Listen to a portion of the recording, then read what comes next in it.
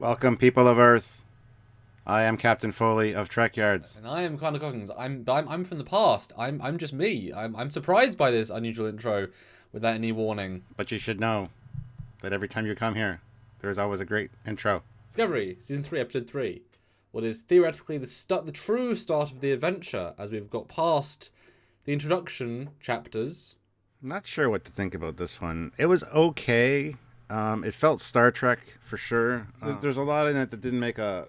Well, it was kind of problematic for me. There was also some good stuff in there. It's a mixed bag for me this week, that's for sure. Overall, not a bad episode. I don't think it's as enjoyable for me as, let's say, last week's episode, which might come off a little weird. It didn't quite grab me like I thought it would. I'm kind of disappointed in the whole Federation and Starfleet thing and the state we're in, but... So this is my first reaction to it. And I think it's possibly the best episode of Discovery they've ever made, for me. Oh, wow. Yeah. Wow. I love the fact that you called out so much that we were right about. How it started, very similar to what we thought. I guess the guy was a helmet from the first time I saw the... But yeah, you did call that. And by the way, damn you, Swede. He plays the Swede in Hell on Wheels. They're getting the whole cast of Hell on Wheels to join this show. So I liked how much I was right about. And the Discovery was damaged. They did cut to work bees. Now, it's not necessarily... we saw damage and repair, but the fact that we saw some repair is that caveat of, well, they did repair. We had so many things they could have traps they could have fallen into, but they, for the most part, managed to actually write out of them, which is not unusual for Discovery to kind of think the situation fully. But I was like, they actually thought this episode through, having destroyed several million, if not billion, Federation lives and destroy all of Starfleet essentially in one shot. Kind of sucks, but as I said to someone else, this is just a possible future. Because the fact of, Endgame, the Voyager season finale happened after this. Remember, Janeway already changed the future when she changed the future. This is one future. Star Trek isn't a Back to the Future universe where it's a linear thing where if you change the past, the future people start to disappear. It's an alternate universe situation where they create parallels. So, while Memory Alpha and the writer team wants to be the future, you can't have the future in Star Trek. Otherwise, in anything ever in Picard, they can never change time or whatever because it'll be stuck. It's never been that way. And so in this version of the future, all the Starfleet got murdered by Discovery writers.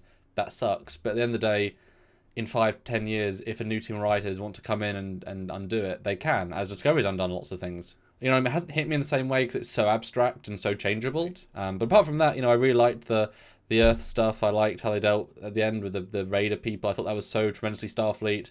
I thought Saru was actually a good captain. I thought Burnham was probably the best she's ever been. Absolutely. I like the overall story, and it felt like Star Trek. Starfleet ships got blown up. That was a scene that I was anticipating a lot more, but it was just kind of, hey, this happened, boom, done, moving on. Yeah, whereas like if you'd watched the Ready Room, and we'd expect more. The only caveat to that is that it looked a bit of a silly scene because all the ships explode at the same time with the same explosion. So it looked really bad, but for me it was played as it's a hologram, it's a symbolic, it's remembering. That's not literally how it happened. It's just they all exploded, and so you can't take that as canon in terms of like that many ships, the way it happened. It's just a visual representation of it, even though it's. They even mentioned all the ships with active warp cores, and then the reason that Discovery didn't get destroyed, the reason Sarah gives is because we weren't at warp at the time. And Burnham looks at him like, that's not quite what it means, but the other person accepted it. Yes, exactly. Which does tell you that it must be if they're at warp. Because that instantly does mean they didn't kill trillions or billions of people. Because if it's every warp core in every ship, like they killed hundreds of trillions of lives. Whereas if you're just at warp, you only killed probably tens of thousands of lives, and then. Well, she said millions. Yeah, so. Millions. Which is underwhelming if everyone who had warp drive and that like Starfleet is fine, but if it killed every single ship, like so clearly it's not as bad as we think it is the way they're presented because millions is so underwhelming compared to how many people are in warp ship. I also hated how it was specifically said that the Federation was the hardest hit, which kind of pissed me off a little bit because other species use dilithium as well, so. That was kind of. I'm assuming they're assuming that by the 3000s, the Federation is pretty much the entire quadrant. Like, we've successfully managed to make everyone under the umbrella, and therefore. But they said there's dilithium everywhere. And even Stamets is like, that's impossible. Says the guy that, travels through a mushroom. Which is a great them understanding how stupid their own story is, because she points out how stupid it is. At least they did call out that dilithium was running out, which I thought was interesting, because, sure, if you can't make new dilithium, then it is a limited resource, and if you're that many hundreds of years, and all these universe worth of ships have it, I kind of like that, which means that less and less ships will be using warp. So actually, by having that caveat of it was running out, means that less ships are flying, meaning less ships get destroyed in the burn. So actually, it's a nice way of mitigating from trillions dying to millions. I also didn't like the fact that the Federation experimented with other forms of FTLs, which were unsuccessful. Well, dilithium to power FTL. They didn't mention other power sources specifically. They didn't say that. They said the lithium was running out, and the experimentation with other forms of faster-than-light travel were unsuccessful. It truly pissed me off, because there's obviously many other ways of traveling faster than light that we've seen already in Star Trek. So the fact that hundreds of years have gone by and the Federation hasn't figured their shit out yet. Yeah, Federation hasn't figured their shit out yet. It's like, seriously, guys? So there's a lot of little things like that in this episode that just pissed me off. And do you know how pre-TOS, pre-Cage, they had a time suit that could travel anywhere in the galaxy at any point in time? Why not just use the FTL capability of the time suit? That had a working FTL drive. That was better than anything else in Starfleet. I mean, yes, you had to power the supernova, but I mean, hey, you found a supernova. So that bothered me quite a bit. But I think, I get the sense, though, they're throwing out blanket statements that are partially incorrect because we learn more about it later. Hopefully. Because they mentioned Slipstream last week. We know all these things exist. They can't ignore them all because they have sort of touched on them. So I'm like I said, killed millions, but there should be more than millions. They didn't mention the Klingons, the Romulans. Now, obviously in Picard, they also ignored really important stuff that they should talk about. So they are prone to just forget. I mean, Lol. Should have mentioned Lol. Why would it's really stupid decisions. But if this is galaxy changing, I guess I'm just so impressed by the things they didn't fall into traps with. The things they did, the way they were in them. It's like, okay, well, we can't learn all about it because that's the point of the season. You know what I mean? Like, who and why? Like, the questions that were created are the point of the season. The way they could have fallen into traps and didn't. I see them falling into a few traps, actually. While none of this stuff is what I would do, I can still appreciate why they did it. The Earth Defense Force thing. Yeah, limited resources. Earth is a thriving place. They got rebuilt, had their own defense force. But what saved that concept was they weren't mean. They weren't aggressive. They were, and even when all their forces beamed aboard, literally the next scene, they're just walking through a corridor and they're just chatting to people. The context of it, again, saves the dramatic tone, because that's that line of it's actually okay. At the end of the day, there's this big positive message, this big positive Star Trek-iness where, the trap of what that could have been. Very much Andromeda, as I'm sure people are going to say. They found a safe place that will accept them back, and they can, But it was refreshing because then this is Discovery, and this isn't. There weren't any villains this week. Well, I appreciated seeing Earth being fine. I really did. The fact that as of 12 years ago, Starfleet, well, at least somebody from Starfleet was still on Earth, even though they said Starfleet hadn't been on Earth for 100 years. Swinging liaison. I still like that. Seeing Starfleet Academy, although not Starfleet Academy anymore, and no Discovery shuttles on that pan out. There's a trap they didn't fall into. That is true. Although I was assuming though that they. But they didn't know if they are from Toronto. I was assuming they would actually go and film at the Botanical Gardens. Because how nice would that have been if they walked through the Botanical Gardens?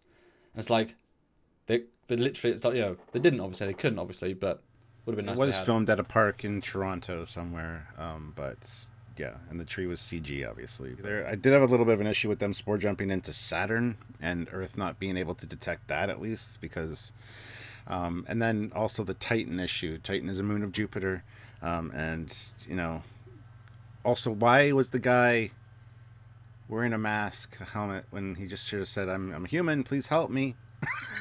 I know they got a ship shot down early on, but... Yeah, it was definitely odd, but this is an odd universe. So I like the fact they I was expecting to spore into Earth's orbit and grown, but the fact they at least spored out of the primary planets, I was like, oh, that's unusual. But then they got into orbit in like 4 seconds, which a little bit fast. Which would take 90 minutes at warp 1, if you do the math, for how long light takes. And anyway, yeah, it did happen really quick. And they also go into like like they don't just like go to the moon and say, "Hey Earth." They get into low orbit, like so close that they can do a really pan of the entire planet. It's like, could you not just say hi before you literally?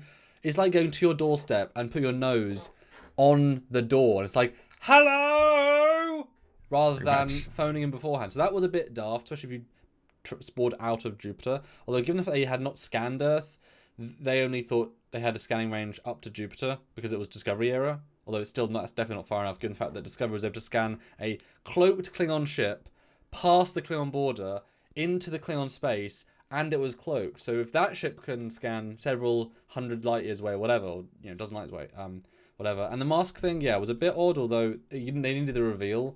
My take was we didn't learn how long they've been raiding for, and it is daft though that they're at Jupiter because that's super close and absolutely communication range of Earth. Like, they could literally hail them. You don't need a ship for that.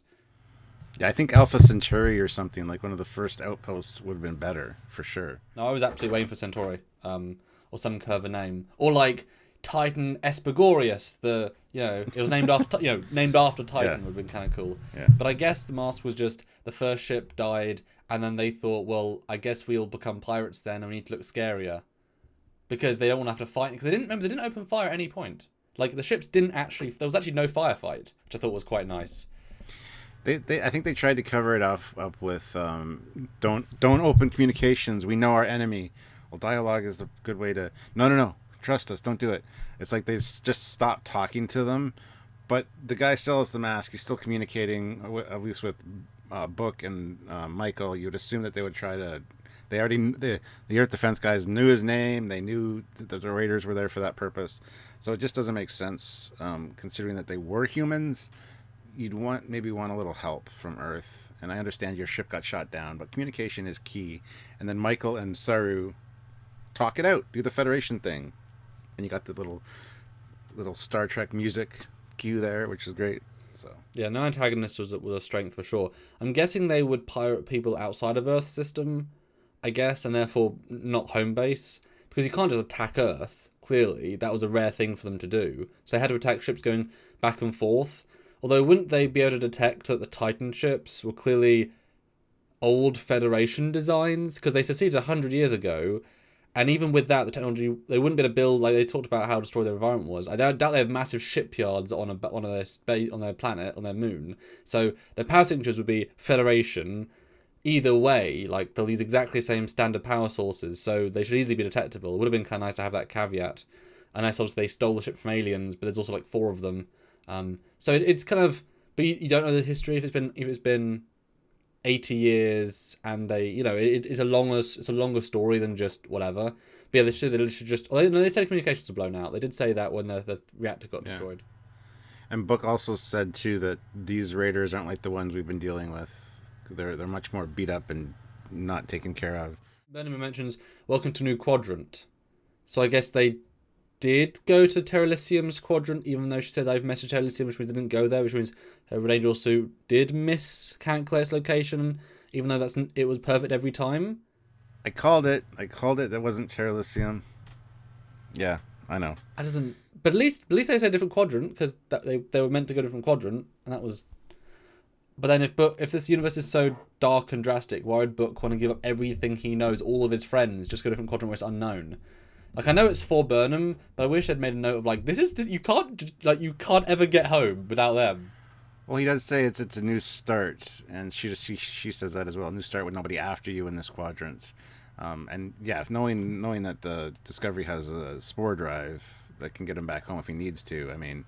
But it is a ship that's a paper ship that can be destroyed with anything. I mean, it's the least capable ship in the quadrant in terms of anything except speed, Well, yeah, because 2 quantum hits, and the shields went from full to down right away. Which I like. That was a trap they could have fallen into. I can buy one hit. I mean, not really, but at least there's one hit. And they did look damaged. Again, I like that. Another thing that I didn't like was the update that Saru was giving to Burnham about, the crew are dealing with things well here in the future. You've been in the future for a day. Literally. And you weren't on the ship half that time. So you're telling her that, oh yeah, everybody's fine with this decision, or some people are having trouble dealing with it. That bugged me so much. No time had passed. No, that was not earned at all. And even going back to something you said, which I didn't agree with at the time, but I do now, is that most of the crew that stayed had no goddamn clue who Burnham is. She's just a mutineer who is now back in Starfleet. Nobody would stay for her. And that's pointed out exquisitely by Tilly, who says, I mean, I don't really know you, but I mean, I know you. Even Tilly, who was her roommate, said, I don't even really know you, because she hasn't known her that long. But she knows her because it's just that girl But connection. she gave up whatever. her parents, her cousins, her potential family. Yeah, and they haven't had time. They haven't had time to let that marinate yet. That they're 930 years in the future For nothing. It's been a day, maybe a day or two. But Burnham beamed aboard right away, pretty much. And I was right, transporter room. Yeah, you were absolutely. But all that bugged the shit out of me. It was just so unearned that Sarah was like, well, the crew are dealing with it fine, and some people are having a little hard time, but we'll get through it. It's like, really? When have you had a chance to talk to your goddamn crew? But it also felt a bit insensitive to Burnham. It's like, yes, we're doing fine after 31 hours. Doesn't matter your year. You've lived, you've had scars, but we're fine. Yeah, no, I absolutely agree. The writers don't understand the passage of time. It basically feels like Star Wars episodes 9, 7 and 8. It's like it's been literally 4 seconds, and yet the galaxy is now at the grips of the First Order. Despite the last film, they were a very small force, completely changing the universe paradigm in less than a minute, literally, because they don't understand each other. So yeah, Saru's line definitely stood out as being profound. It's like, mate, you haven't probably slept since you've gone into the future. You've only been on Discovery. You've only been on one planet. Yes, there's been literally no time. But I mean, to be fair, my continual assertion that it's pathetic that everyone came aboard, I don't buy it for a second. If the crew does fight that and keep regretting, like the small people, like Gene in the bloody decon unit, why the hell's he there? Why is he there?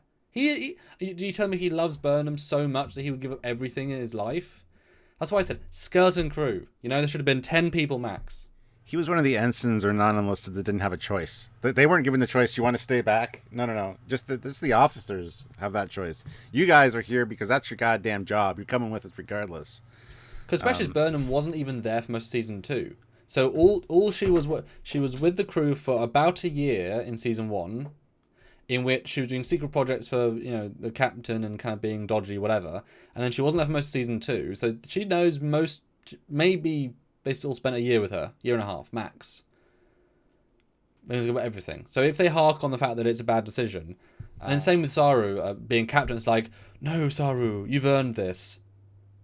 I mean, you were captain in the space battle you just fought, then you came through a time rift, and now we're here. Yeah, you brought them to the future. You brought this crew to the future. You've earned this. In a mission that I gave you as Burnham, and you chose to do as just the guy in charge. So, look at me, how awesome I am, giving you the captaincy. After 1.5 days since Pike was captain. Sure, she's had a year to change, which I appreciate. That was at least addressed. Wasn't she good in this episode? She was good. Better than she has been, for sure. But even Saru saying, the things you've been saying, I appreciate you being behind me for the captaincy, but you're making decisions and saying things that aren't you, which I appreciate. Even Tilly said, you feel lighter. You feel happier. You feel different. Stuart, they know they've done a reboot of the show, and they're just telling us, and it's great. Well, absolutely, but I hated the way that was done.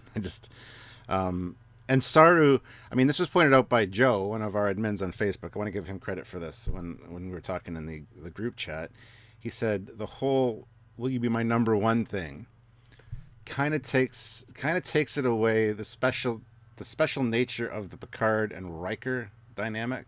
He always called him number one. So for Saru to say, "Will you be my number one?" and for Burnham to be like, "Yes, I'll be your number one," it was just so bull. And I think it took away a little bit something special from TNG. I hope they don't refer to her as number one anymore. Well, especially as we know she's going to not be a very good Starfleet officer anymore. Like, it felt odd to give her a formal rank after a year of clearly not being in the structure. Yeah. Like, I like... And not being able to trust her. Our trust has always been assumed, he says, because she went behind his back again. How many times has that happened? So that counts as mutiny. She is the mutineer of Starfleet. Yeah, that's a very good question. I mean, I think a case could be made for both. Yes and no for that, but... Oh, and speaking of, I was just thinking that led to the dilithium thing. Why is there the main dilithium chamber... A vending machine? In a corridor. Yeah, and it's a vending machine. Hey, I want 30 pieces designed of dilithium to take today. stuff out, yeah. Again, I think that goes back to it being a science ship and maybe being dilithium used for scientific experiments. I would buy that. I would absolutely buy that. Making Discovery even more special of a ship. Yes, and I told you it would have a target painted on it, because they even say that with all this dilithium on board, you're going to be a target. Well, spore drive and... yeah, of course, yeah. But we assumed there'd be a rational amount of dilithium, but I guess they can't show the engine room, so therefore they can't show dilithium chamber. But I doubt that was the actual warp core chamber. That was probably just a storage unit, because it was in a corridor. So we have no idea how much dilithium was in the NX-01 core. No idea at all. Some. So perhaps... by the time, having got to TNG, you don't need a lot. That's an advancement. So perhaps for Discovery, you need to have a lot. Post-Cage, remember, but pre-TOS. So perhaps you do need to have just more, and the refinement process is less, and that obviously was in their benefit. Whereas if it was TNG, they'd only have like 6 pieces. Another one of our admins, Jeff, pointed out as well, why does the Discovery have enough dilithium on board to power a sector? I'm like, okay, that's fine, because powering a sector in the future without dilithium, they've obviously cut their dilithium usage way back. So the amount of dilithium that's there is not reminiscent of powering a sector. It's just kind of a turn of phrase, and also... Yeah. You know. It's a matter of, it's like if you had a wind farm now versus 1980. It can power a house. It can power a smartphone. The difference in technology. So yeah, this much lithium in the future is so much more efficiently used. It can power a thing. So I'm no problem with that. It sounds silly and it sounds cool, but yeah, mega ultra future. Like I'm sure they can even use residual slithers and it's still useful to power something. And power doesn't mean for years. It just means active generation, active creation of stable energy, etc. Yeah. The only other issue I found a lot of people had a problem with was Trill being in a human. As we saw in TNG, that doesn't take. However, it is the future, and one of the most things that advances the quickest in human history has been medical tech. So for her to be able to host... Yes, well, exactly. For her to be able to host a Trill, no problem. I love that there was the disconnect that it can't access all the memories. I thought that was a fine caveat to that. But I have no problem with her being able to hold a Trill, just because medical technology has advanced to the point of who knows what that far in the future. So I'm looking forward to that, but there's still restrictions on it. It's not like a God mode kind of, I have a symbiote in my belly. I can know everything, Yeah, beautifully said, actually. As with all these things, it's the caveats that make it well written in the terms they actually get it. Spore drive's a silly thing because there is no caveats, even now. It's unlimited, whatever. It makes you think, what? But then I like the fact that Saru's like, so we had to use the sphere data because we don't know what symbiotes are. Because Trills aren't a thing really in our world, and we definitely haven't been part of their culture. So, hey, they mentioned sphere data. They mentioned the God data that tells many answers. I don't know why I'm clapping that exactly, but at least they mentioned it is still there. So I like the fact... The only symbiotes we know about is this show called Stargate, and those were not good. I like the fact that we had multiple caveats to even the information. They were learning as they went. And like you say, the only problem with symbiote is that you need a physical pouch, so she had to be quite heavily modified. But yeah, the fact she doesn't have the memories is all I need to know. She's just a storage unit. She's not actually a host. That's the thing. He was obviously going to get assassinated or had to escape. She offered herself. Well, he died 2 years ago. You're right. The message was sent 12 years ago. Okay. Yes. Yeah. Which is fine.